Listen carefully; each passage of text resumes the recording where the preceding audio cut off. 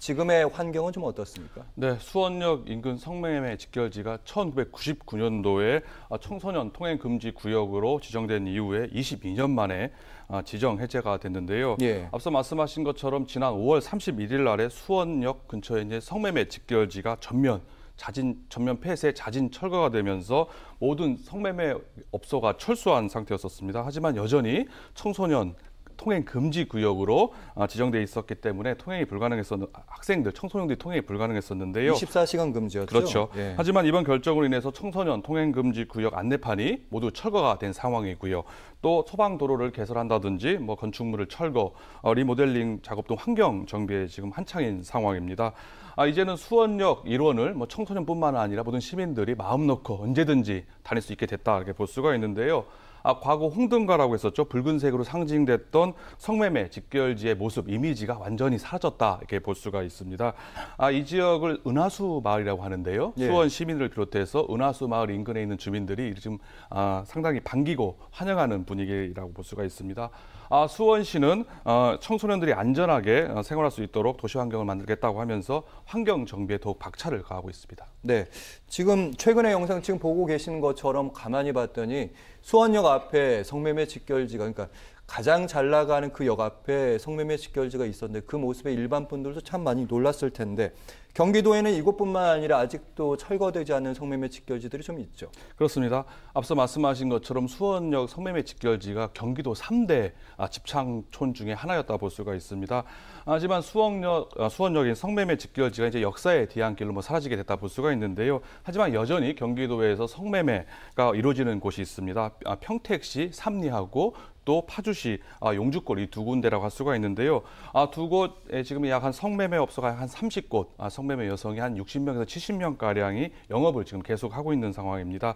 하지만 이곳 모두 도시개발, 재개발이 추진되면서 현재 폐쇄 수순을 밟고 있는데 이렇게 되면은 경기도의 3대 집창전이 모두 폐쇄가 되는 일이 발생할 수 있다 볼 수가 있습니다. 평택시 삼리는 민간 주도의 도시 개발 사업이 이루어지고 있는데요.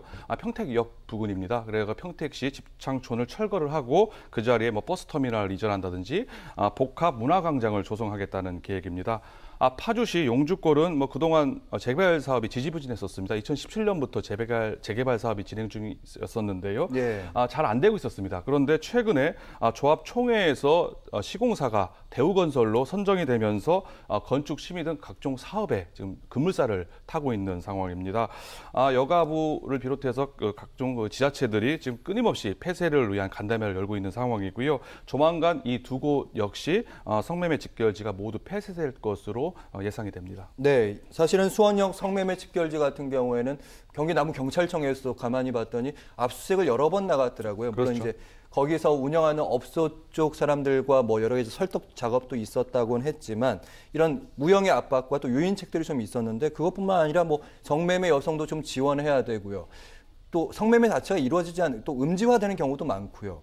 이런 문제 좀 복합적인 문제인데 해법 어디서부터 좀 찾아야 될까요? 현재 전국에 있는 성매매 직결지가 한 14곳 정도 남아 있습니다. 과거 50여 곳이 넘던 성매매 직결지가 점차 사라지고 있는데요.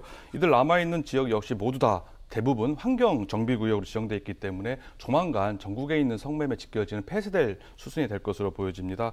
하지만 이에 따르는 성매매, 여성 자활 지원 문제라든지 점점 음지화되는 성매매 대책 등 산적한 문제들이 남아있다 볼 수가 있는데요. 게다가 성매매 여성들에 대해서 자활 지원을 위해서 국민의 세금을 들여서 과연 해주는 것이 이게 타당하느냐? 논란이 되고 곱지 않은 시선이 있는 것도 사실이라 볼 수가 있습니다. 하지만 이들을 지원해달라고 하는 단체들도 있는 상황이고요. 이들에 대한 사회적 공감대, 지원에 대한 공감대 형성이 무엇보다 필요하지 않을까 싶고요. 점점 음지화되는 신종 성매매에 대해서는 제도적 개선을 통해서 단속을 강화하는 수 외에는 달리 방법은 없지 않나라고 볼 수 있을 것 같습니다. 끝으로 수원시는 다른 평택시와 앞서 말씀드렸던 평택시와 파주시와 다르게 재개발, 도시개발 등 개발 주체가 없는 상황입니다. 그렇기 때문에 수원시 공공기관이 적극적으로 나서서 총괄 부서를 만들다든지 아니면 공공 차원의 가이드라인을 만들어야만 수원역에 있는 성매매 직결지에 대한 후속 개발 대책이 세워지지 않을까 싶습니다. 네.